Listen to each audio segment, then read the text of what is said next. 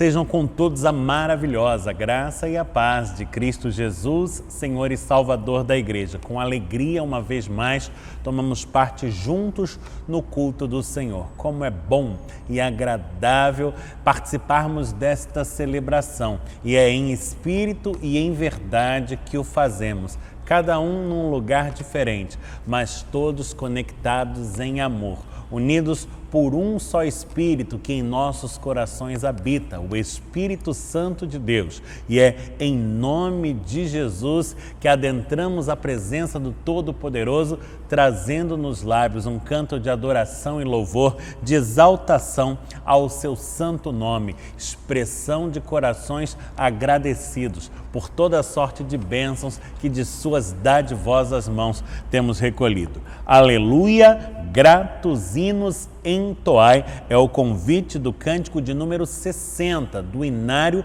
para o culto cristão, que entoamos dirigidos pela maestrina Helen Heisley e acompanhados pela pianista e organista Gisele Santana. Cantemos.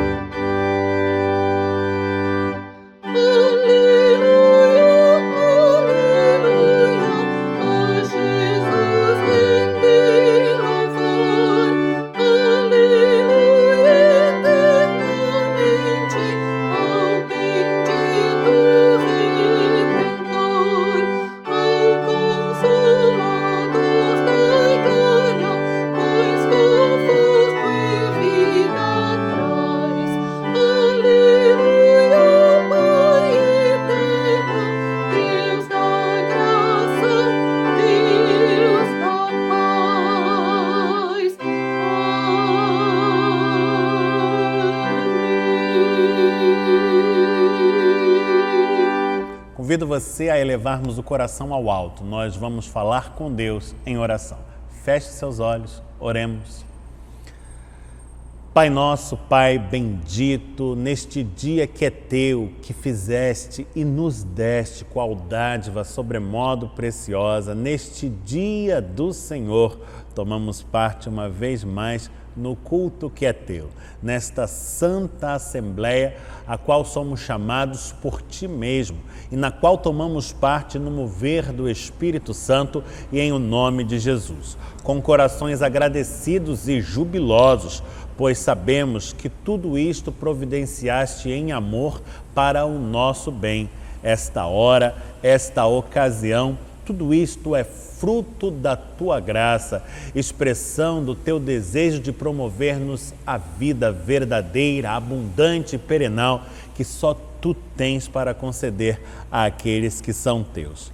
Nós te adoramos e louvamos, nós bendizemos e exaltamos o teu nome e assim adentramos a tua presença, trazendo nos lábios um canto que exalta e glorifica o teu santo nome, pois para isto fomos feitos, para o louvor da tua glória. Recebe a nossa oração, nós te rogamos, orando no nome santo do Cristo, teu Filho Jesus, o Salvador bendito. Amém, Senhor. Convido você, se puder fazê-lo, a abrir comigo a sua Bíblia no Antigo Testamento, no livro dos Salmos.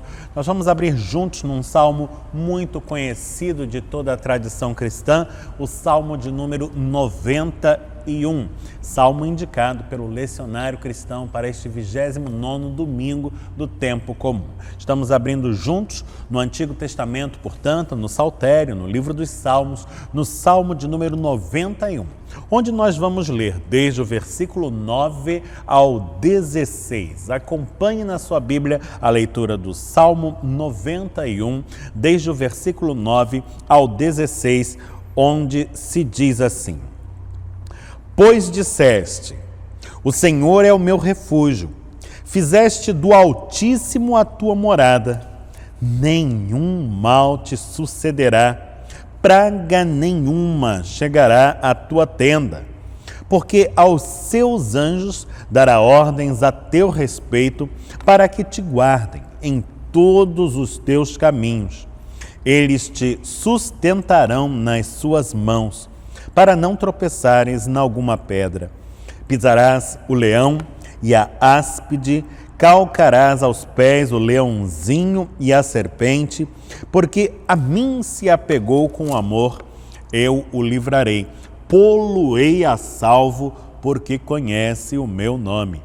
Ele me invocará e eu lhe responderei. Na sua angústia eu estarei com ele, livrá-lo-ei e o glorificarei. Saciá-lo-ei com longevidade e lhe mostrarei a minha salvação. Bendito seja o Senhor pela sua santa palavra. Amém. O texto lido, proclamado a nós pelo salmista, traz-nos maravilhosas promessas de graça que vêm ao encontro das nossas vidas da parte do Senhor, o nosso Deus. Deus de toda a bênção, Deus de nossa salvação. O texto nos enseja um tempo de contrição, em que vamos assim nos entregando aos cuidados divinos. E assim também nos convida o canto do coro Aideia Moraes.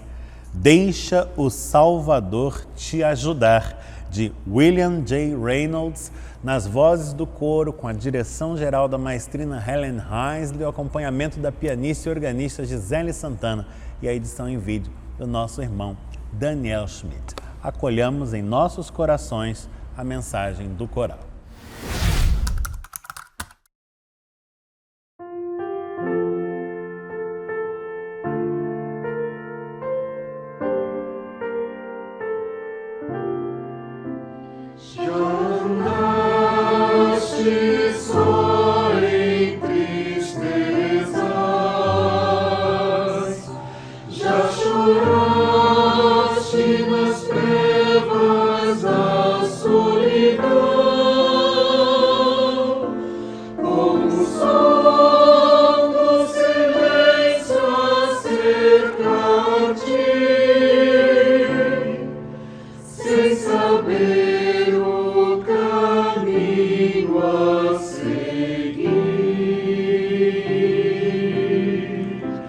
Deixa o Salvador com seu amor te ajudar, te guiar.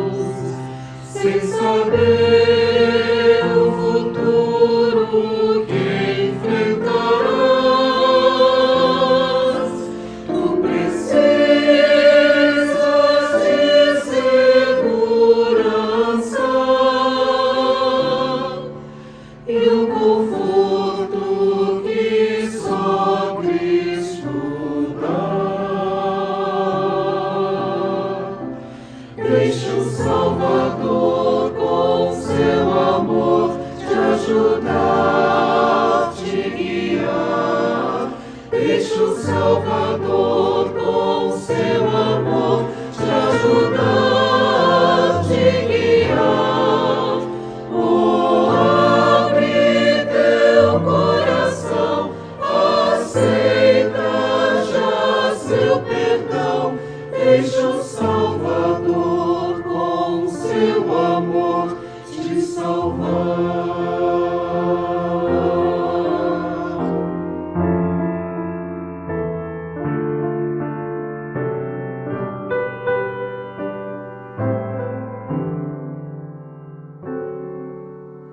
O seu Santo Espírito gozarás, sua paz em ti habitará. Entrega-lhe teus amanhãs, ao teu lado pra sempre.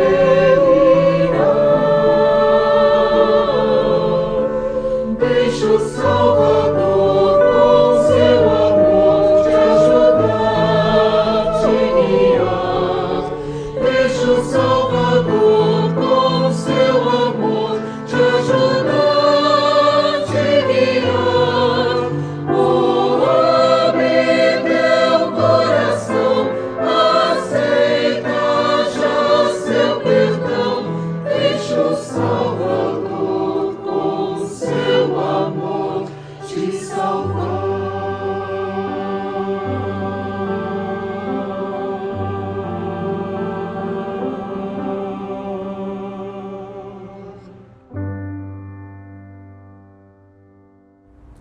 Inspirados, portanto, pelo salmo lido e pelo canto entoado pelo nosso coral, adentramos um tempo de recolhimento, de contrição, em que estaremos por alguns instantes falando com Deus a sós, no íntimo dos nossos corações.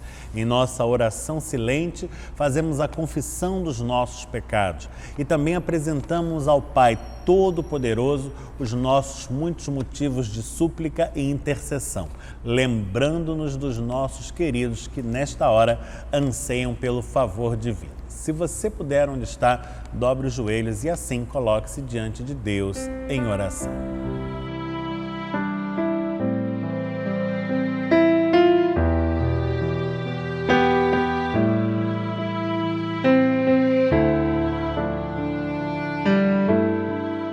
Senhor nosso Deus, Pai bendito, és maravilhoso em Tuas promessas de graça. Elas nos são dadas por intermédio da Tua Santa Palavra e animam a caminhada de nossas vidas. Nos dão um norte e nos dão alento. Nos motivam a perseverar, mesmo face às dificuldades que eventualmente se nos interpõem ao longo do caminho. Tudo enfrentamos na certeza da vitória que nos é dada no poder do Teu Espírito e em nome de Jesus, sabendo que somos fracos, mas que em Ti tudo se torna possível, pois és conosco, és por nós e és todo-poderoso, ó Deus. Rogamos-te, Pai bendito, que continues ao nosso lado, dando-nos de Tua guarida, de Tua proteção, de Teu provimento, dando-nos a direção segura de que precisamos para esta jornada, dando-nos caminhar sempre pelos caminhos que são Teus, por veredas de justiça, por amor do Teu nome, e realizando assim aquilo que queres, dando cumprimento à Tua santa vontade para as nossas vidas, a fim de que em nosso viver Tu sejas eternamente glorificado e aqueles que nos cercam sejam alcançados pelo Teu amor, que tens dado a nós graciosamente, e cumpre-nos levar adiante, compartilhar. Assim, Senhor, nos entregamos aos Teus cuidados, rogando uma vez mais por Tuas auspiciosas bênçãos celestiais. E na certeza de que respondes a nossa oração, ensejamos-te desde já toda a nossa gratidão. Orando sempre no nome santo do Salvador bendito, que é Cristo Jesus, o teu Filho. Amém, Senhor. Na semana que passou, aprove ao Senhor chamar a si a nossa muito amada irmã, a poetisa Luzia Soltês. Luzia não era membro, formalmente dizendo, desta comunidade de fé.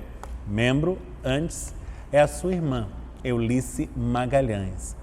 No entanto, Luzia, que era membro da Igreja Presbiteriana de Botafogo, nesta nossa igreja esteve por inúmeras ocasiões, aliás, fazendo parte da nossa rotina de atividades culticas e celebrações, de tal modo que podemos dizer que Luzia era uma espécie de membro honorário da nossa igreja também, que historicamente sempre teve uma relação fraterna e de grande proximidade com a Igreja Presbiteriana de Botafogo também.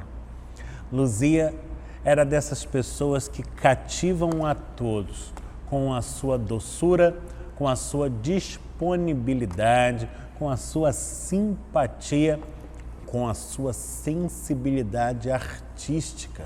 Tinha o dom para as letras, sabia manejar as palavras com arte e com beleza, e de inspirações que vinham das mais variadas fontes, estava sempre a produzir belas trovas que tornavam mais belas as nossas muitas programações e as nossas muitas relações.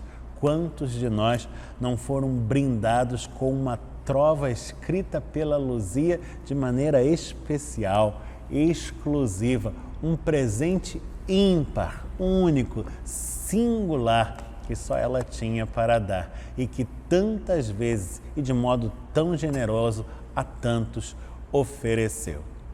A despedida de Luzia se deu no cemitério da Penitência, no bairro do Caju. Ali estiveram pastores, amigos, familiares e irmãos na fé, tributando-lhe suas últimas homenagens, rendendo graças a Deus por sua passagem entre nós e orando em favor da sua irmã Eunice Magalhães, a querida Neném, e demais corações enlutados. E assim fazemos hoje também. Quero convidar você a mais uma vez elevarmos os nossos corações a Deus em oração, suplicando pela sua graça, bendizendo-lhe pelo dom da vida. Oremos. Senhor Deus, sabemos que és o autor e o mantenedor das nossas vidas.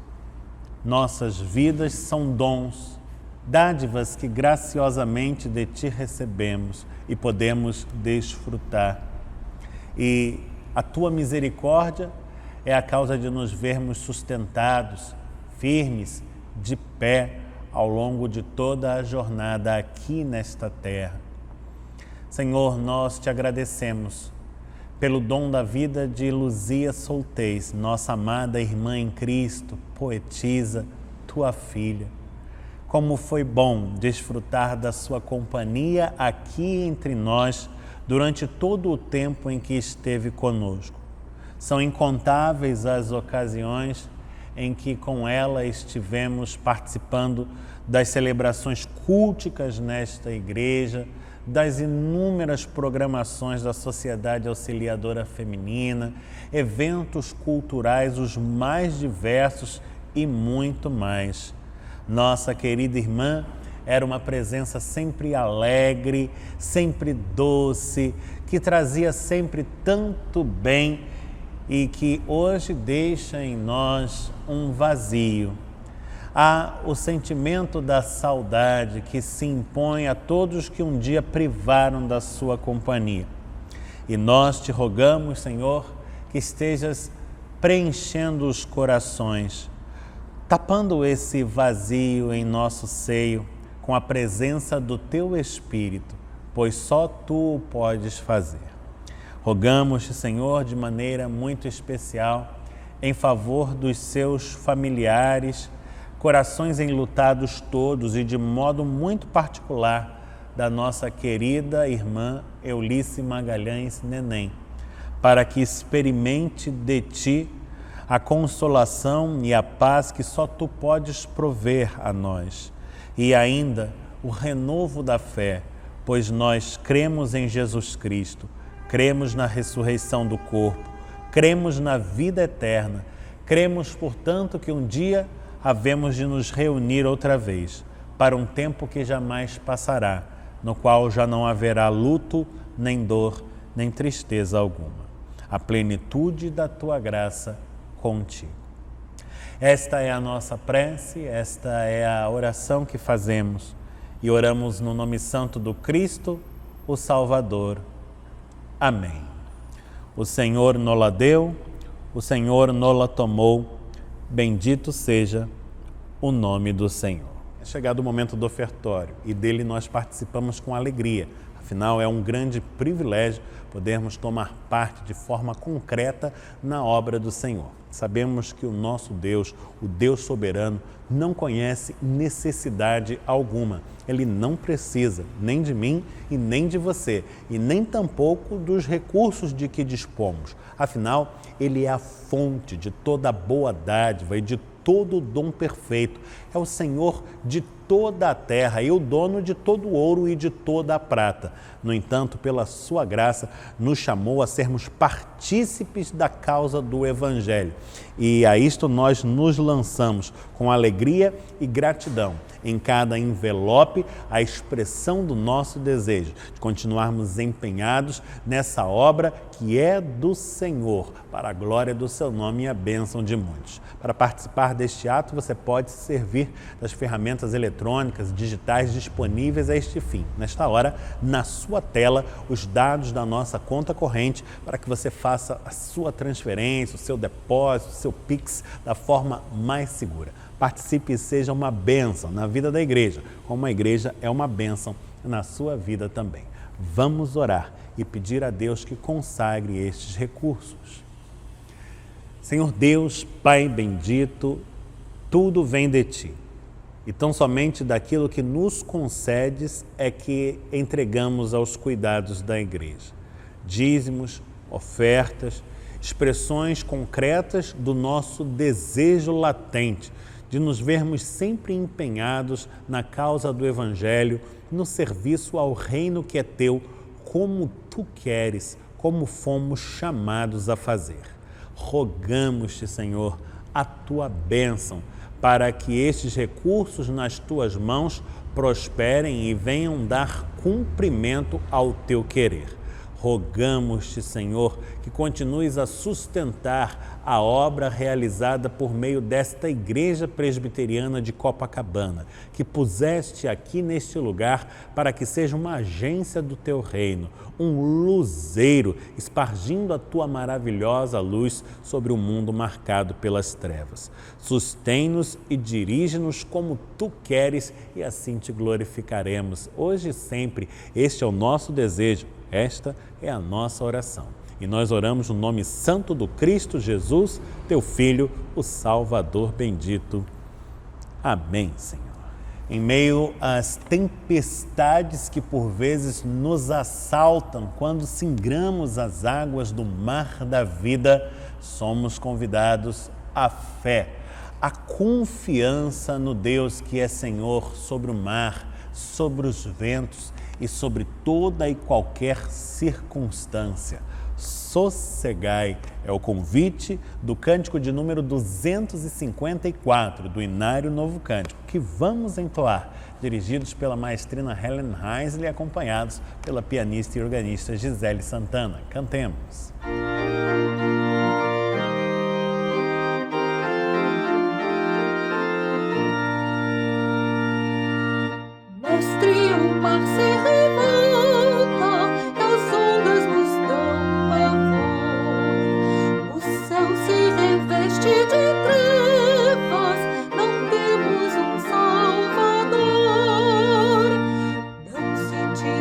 Que morramos, podes assim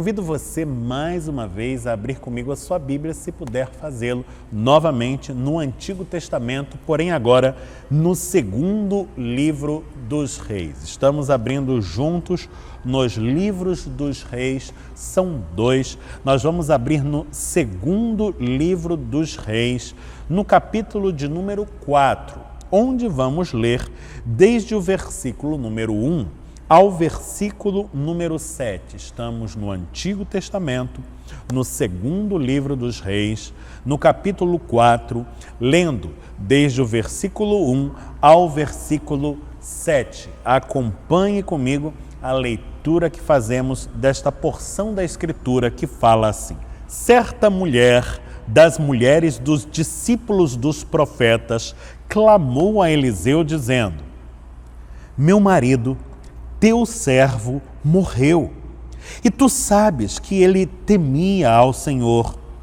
É chegado o credor para levar os meus 2 filhos para lhe serem escravos. Eliseu lhe perguntou: que te hei de fazer? Dize-me que é o que tens em casa. Ela respondeu: tua serva não tem nada em casa, senão uma botija de azeite. Então ele disse: vai, pede emprestadas vasilhas a todos os teus vizinhos, vasilhas vazias, não poucas. Então entra e fecha a porta sobre ti e sobre teus filhos, e deita o teu azeite em todas aquelas vasilhas. Põe à parte a que estiver cheia. Partiu, pois, dele e fechou a porta sobre si e sobre seus filhos. Estes lhe chegavam as vasilhas e ela as enchia. Cheias as vasilhas, disse ela a um dos filhos: chega-me aqui mais uma vasilha. Mas ele respondeu: não há mais vasilha nenhuma. E o azeite parou. Então foi ela e fez saber ao homem de Deus. Ele disse: vai, vende o azeite e paga a tua dívida, e tu e teus filhos vivei do resto. Bendito seja o Senhor pela sua santa palavra. Amém. O texto que acabamos de ler e que nos enseja um tempo de reflexão à luz da palavra de Deus está inserido dentro de um ciclo muito especial, o ciclo dos profetas Elias e Eliseu, figuras muito distintas dentro das tradições veterotestamentárias do povo de Israel. Estamos lendo aqui acerca de um episódio de aguda dificuldade vivenciado por uma mulher anônima, uma mulher cujo nome não chegou a nós, mas cuja experiência, sim, tem sido proclamada geração após geração para o testemunho da glória de Deus e o fortalecimento da fé do seu povo. Haja vista que todos nós estamos sujeitos na jornada da vida a experiências de crise, a experiências agudas como aquela vivenciada pela personagem em questão. E nós, através da sua própria experiência, vamos descobrir como havemos de lidar nós mesmos com as nossas crises, com os nossos momentos agudos de dificuldade. Veja, estamos falando aqui, conforme o texto nos diz, de uma mulher, de um discípulo do profeta. Sabe-se que, assim como Elias, o profeta Eliseu vivia também numa espécie de confraria, acercado de discípulos, e que este grupo vivia em condições muito humildes, de grande simplicidade. Não eram pessoas de haveres, de posses, muito pelo contrário, era gente simples. E diz-nos o texto que um dos discípulos do profeta, ou ainda, precisamente nos termos do escrito, um dos seus servos, veio a falecer, deixando a sua mulher viúva e numa situação de grande vulnerabilidade. Aliás, como via de regra ocorria quando da viuvez de alguém.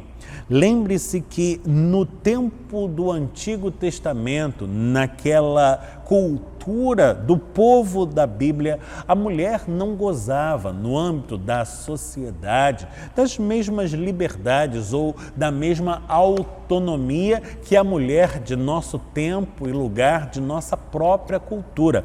Há uma grande distância entre a realidade da mulher hoje e a realidade da mulher então. As mulheres eram relegadas às tarefas domésticas, o cuidado com os filhos e certos trabalhos até mesmo penosos e braçais, mas a mulher vivia de maneira dependente das figuras masculinas no que tange ao seu sustento. Veja, estamos falando de uma mulher que agora não conta mais com o seu marido, que faleceu.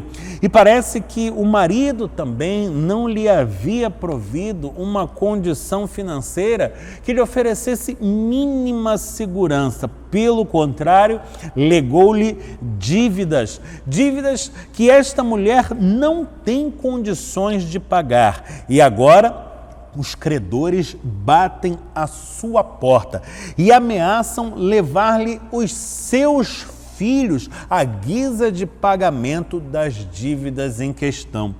Veja você quão agudo é o drama vivido por esta personagem. Não se trata apenas de uma mãe que vai vendo-se apartar-se dos seus filhos, mas de uma mãe que vê seus filhos marchando rumo à escravidão, à penosa servidão, à guisa de pagamento de dívidas contraídas. Mas trata-se de uma mulher que não tem mais a figura do esposo com que possa contar e da qual serão subtraídas as figuras dos seus filhos varões, que estará, além de ferida na sua alma, completamente desassistida, desamparada em termos materiais. Que realidade dura, que realidade difícil! O que fazer face a tão aguda crise? Já a primeira atitude da mulher face à crise é para nós uma preciosa lição. O que ela faz? Ela vai ao encontro do homem de Deus. Há um valor simbólico muito significativo neste gesto. Tenhamos em vista o valor da figura do homem de Deus naquele contexto. Estamos falando de uma realidade cultural muito distinta da nossa. Há algumas realidades que hoje são parte inerente da nossa espiritualidade, diríamos até mesmo indispensáveis e que até então não eram sequer conhecidas. Você não tem ainda a figura da igreja aqui neste contexto.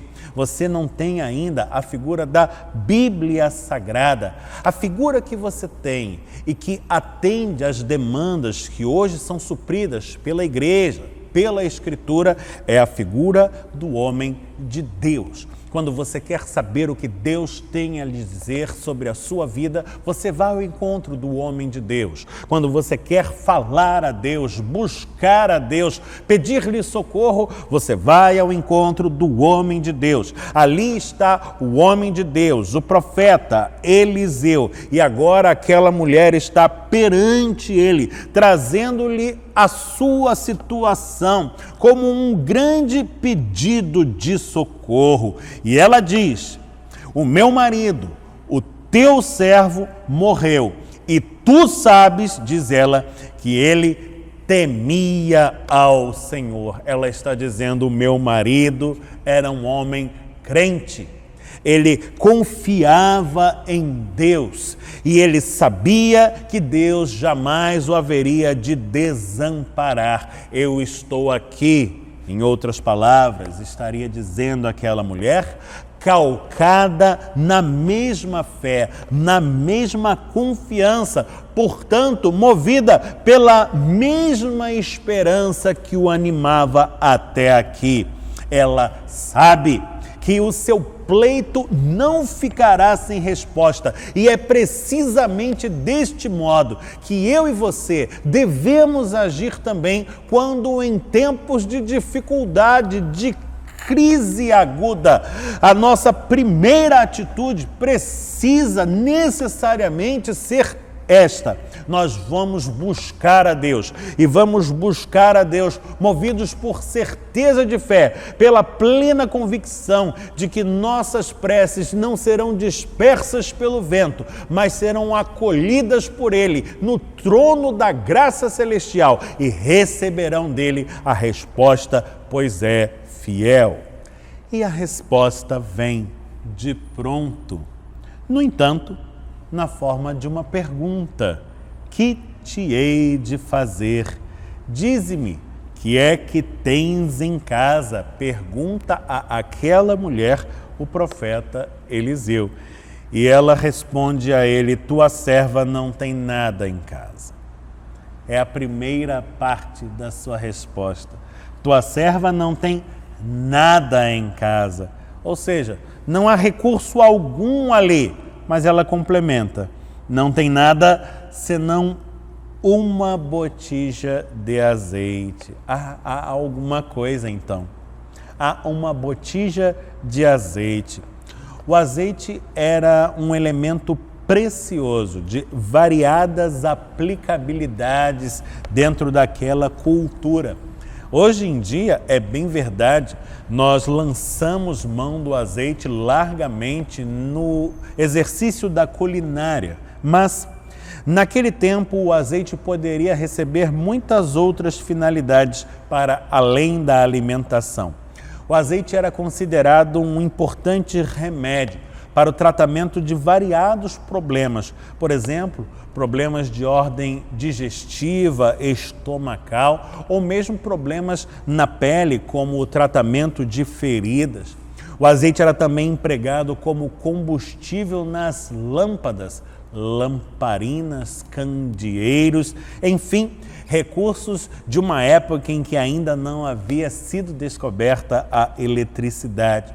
O azeite era também empregado no tratamento de peças de couro. Era usado para untar objetos feitos a partir do couro e até mesmo equipamentos usados nas batalhas pelos soldados, pelos guerreiros, como escudos e vestimentas. O azeite era também um importante componente usado como base para a perfumaria, a indústria de cosméticos da época, por assim dizer, a fabricação de essências, perfumes, pomadas. O azeite era, sim, um componente importante para inúmeras questões, porém, em primeiro lugar, um alimento. Esta mulher não tem em sua casa coisa alguma de que possa servir-se, salvo uma mísera botija de azeite. É então que o profeta lhe propõe um exercício de fé. Ela espera de Deus uma graça, ela tem por certo que a obterá, e Deus já está pronto para ir ao encontro daquela mulher na sua necessidade, mas antes demanda-lhe um gesto em sua própria direção, um aceno de fé. E é então que o profeta lhe dá esta orientação, uma ordenança. Disse-lhe ele: vai, pede emprestadas então vasilhas a todos os teus vizinhos, vasilhas que não sejam poucas, vasilhas vazias. E a ordenança até prossegue, mas aqui já vemos algo de tremendamente dificultoso, embaraçoso, por assim dizer. Não é uma ordenança fácil de se cumprir. Aquela mulher terá agora de sair ao encontro dos seus vizinhos para lhes pedir. lhes pedir ajuda, lhes pedir favores, lhes pedir vasilhas. Ela terá de pedir aos vizinhos vasilhas e não poucas vasilhas, numerosas vasilhas vazias. Isso exigirá dela algo que não é simples para muitos de nós: humildade. Humildade é quando reconhecemos a nossa própria condição, a nossa necessidade e nos abrimos para receber ajuda. Não é coisa simples. Mexe com o nosso orgulho pessoal, com o nosso brio. Não é coisa das mais cômodas. Ela terá de ir ao encontro dos seus pares, dos seus iguais, desde uma condição de inferioridade. E mais, terá de demonstrar aí o tamanho de sua fé, porque nada possui que possa preencher as tais vasilhas vazias. E que quantidade de vasilhas juntará? Quantas vasilhas se espera que ela reúna? O texto não diz, só diz que não devem ser poucas. Quantas então? 7, 8, 9, 10, 12, 20, 30 vasilhas? Qual o tamanho da sua fé? Qual o tamanho da ajuda que se dispõe a receber de seus pares e, acima de tudo, de Deus? Humildade e fé, componentes indispensáveis para a receita com que enfrentaremos os dias de dificuldade, os momentos de crise, de angústia, os momentos agudos que por vezes temos de enfrentar na caminhada da vida. Estamos falando aqui de uma mãe que está tentando salvaguardar a sua casa, a própria vida e ainda a de seus filhos, uma esposa que vê-se agora desamparada pelo seu marido, tendo à porta os credores e querem lhe tomar o fim das coisas que ainda tem. Que momento difícil, mas buscando em Deus o socorro, com humildade e fé, colocando-se de joelhos perante o Senhor, terá por certo os seus filhos de pé. É então que ela deverá dar cumprimento a outra parte da ordenança que recebe do profeta, porque o profeta lhe diz que após receber as vasilhas e reuni-las, não poucas, vasilhas vazias, deve entrar em casa, fechar a porta na companhia dos filhos e encher as vasilhas, pondo à parte a que estiver cheia. Um ato que parecerá absurdo em primeira mão, sem sentido. Não adianta reunir tantas vasilhas, fechar a porta e tentar enchê-las, se não há com que enchê-las. Tudo que aquela mulher possui é uma botija de azeite, e a sua botija não tem azeite suficiente para tantos recipientes assim. Esse ato parecerá loucura em primeira instância e, se praticado, talvez denote alguma insanidade. Mas é precisamente aqui a loucura da fé que está perante nós, e dela nos fala a Escritura em muitas ocasiões. Essa sabedoria que vem do alto e que é estranha à sapiência do mundo. Ela, de fato, parece loucura aos olhos da razão humana, mas faz descortinar perante o homem o mistério divino. E mais, tudo isto se deverá realizar em privado, a portas fechadas, com discrição. Os holofotes da sociedade não estarão sobre aquela mulher. A sua vaidade não será privilegiada. Ela não será posta em evidência para que outros a possam ver, admirar, quem sabe render-lhe homenagens, para que não se macule aqui, nem por um instante sequer, a glória que é de Deus e de Deus somente, pois Ele é a fonte de toda boa dádiva, de todo o dom perfeito. Ele é o que opera maravilhas em nossas vidas e nenhum outro. Ele é a razão de todo o nosso bem. E tão somente a Ele toda a glória, toda a honra e todo o louvor deverão ser tributados hoje, sempre, eternamente, sem cessar. Aquela mulher faz assim.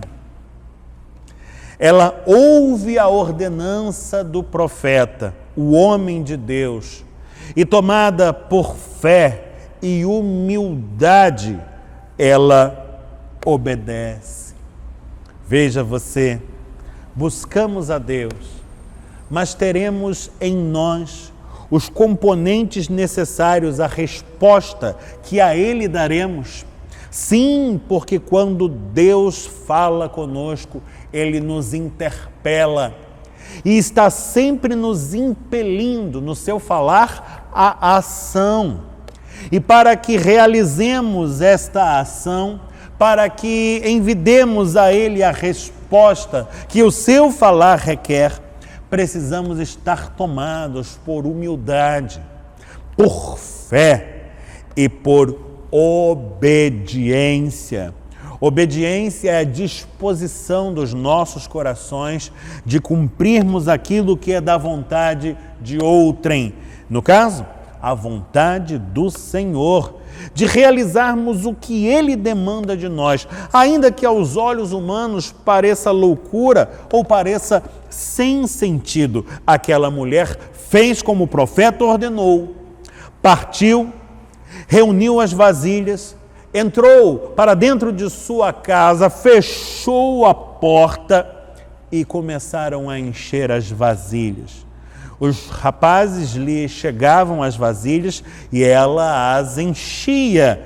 E à medida em que o azeite se derramava, e de alguma forma o azeite se multiplicava, de maneira que todas as vasilhas foram cheias, até o ponto em que já não havia mais vasilhas para encher.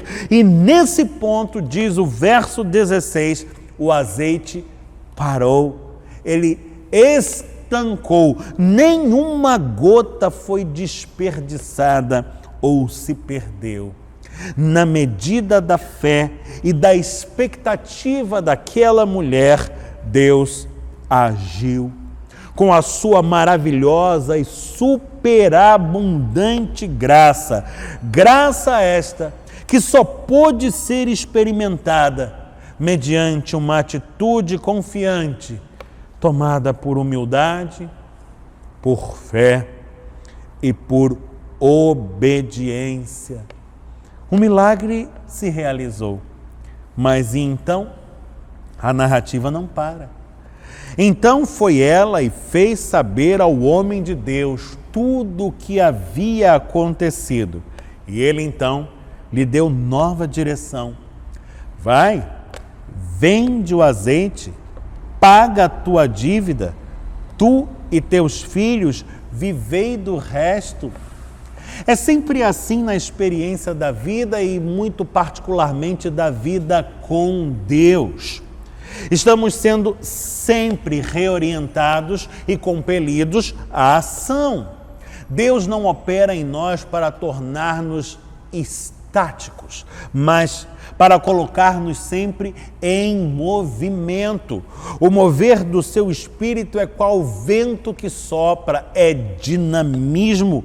E com Deus estamos sempre experimentando novidade de vida, demandando-nos sempre novas iniciativas e ações que serão sempre empreendidas conforme o desígnio que recebemos do alto, a direção que vem do nosso bom pastor, mas inspirados por estes componentes fundamentais, sem os quais nada faremos a contento. Estaremos sempre tomados por humildade, por fé e por obediência, e experimentaremos então o agir de um Deus que é fiel. Crê no Senhor, diz a Escritura. Crê no Senhor e serás salvo, tu e a tua casa. Pois eu, diz o Senhor, sou aquele que faz misericórdia em até 1000 gerações daqueles que me amam e que guardam os meus mandamentos. E ainda, diz-nos o apóstolo Paulo, Deus é aquele que pode fazer-vos abundar em toda graça, a fim de que, tendo sempre, em tudo, ampla suficiência, superabundeis em toda boa obra. Assim, hoje, tomando uma vez mais sobre nós as lições aprendidas por meio da Escritura Sagrada e de modo muito particular, por intermédio da experiência vivida por aquela mulher anônima, somos reorientados à caminhada da fé, para que a cada luta, a cada crise, a cada dificuldade, a cada momento de agudez, busquemos a Deus, recebamos dele a direção segura e empreendamos nova marcha, tomados por humildade, por fé e por obediência, para a glória do Todo-Poderoso e a bênção de muitos, que Ele assim nos abençoe, em nome de Jesus. Amém. Todos os anos o Presbitério do Rio de Janeiro promove uma celebração cultica para a qual são convidadas todas as igrejas do concílio, quem mais a elas queira se juntar, por ocasião da passagem do Dia da Reforma Protestante. Em 31 de outubro do ano de 1517, o monge agostiniano Martinho Lutero fixava às portas da igreja de Wittenberg 95 teses de protesto quanto àquilo que considerava descaminhos na igreja de seu tempo. Esse ato assinala o início de um movimento do qual nós somos herdeiros hoje, nós de tradição protestante, de confissão reformada e calvinista. Dia 30 de outubro próximo, às 10h30, aqui na Igreja Presbiteriana de Copacabana, numa celebração presencial, o Presbitério do Rio de Janeiro estará reunido uma vez mais e convida você para juntar-se a nós nesta festa. Estaremos cultuando ao Deus único e verdadeiro e evocando as bandeiras de outrora. Somente a fé, somente a graça, somente a Cristo, somente a Escritura e somente a Deus toda a glória. Ouviremos a mensagem sendo proclamada aos nossos corações pelo muito digno presidente do Sínodo do Rio de Janeiro, o reverendo Cid Pereira Caldas, e teremos momentos de intensa comunhão e edificação espiritual. Dadas as circunstâncias da pandemia ainda vigente, a celebração contará com um número limitado de vagas para oferecer ao público. Portanto, importa que você faça logo a reserva do seu lugar e garanta a sua participação nesse encontro. Você pode fazê-lo através do site da nossa igreja. O link está aí indicado na tela do seu monitor para que você possa acessá-lo hoje mesmo e desde já assegurar o seu lugar e a sua participação. Vamos celebrar juntos e que Deus assim nos abençoe, em nome de Jesus. Chegamos ao final de mais esta celebração. Eu convido você para a oração dominical, a prece do Pai Nosso. Ao término da mesma, nós vamos receber a bênção de Deus sobre as nossas vidas. Feche os seus olhos, corações ao alto. Vamos falar com Deus conforme aprendemos de Jesus, dizendo juntos assim: Pai nosso que estás nos céus, santificado seja o teu nome. Venha o teu reino, seja feita a tua vontade, assim na terra como no céu. O pão nosso de cada dia nos dá hoje. Perdoa-nos as nossas dívidas, assim como nós perdoamos aos nossos devedores. Não nos deixes cair em tentação, mas livra-nos do mal, pois teu é o reino, o poder e a glória para sempre. Amém. Receba a bênção do Senhor. Que o Senhor te abençoe e te guarde. Que o Senhor faça resplandecer o rosto sobre ti e tenha misericórdia de ti. Que o Senhor sobre ti levante o rosto e te dê paz. Que a graça de nosso Senhor e Salvador Jesus Cristo, o amor de Deus o Pai e a comunhão do Espírito Santo estejam sobre todos, hoje e eternamente. Amém.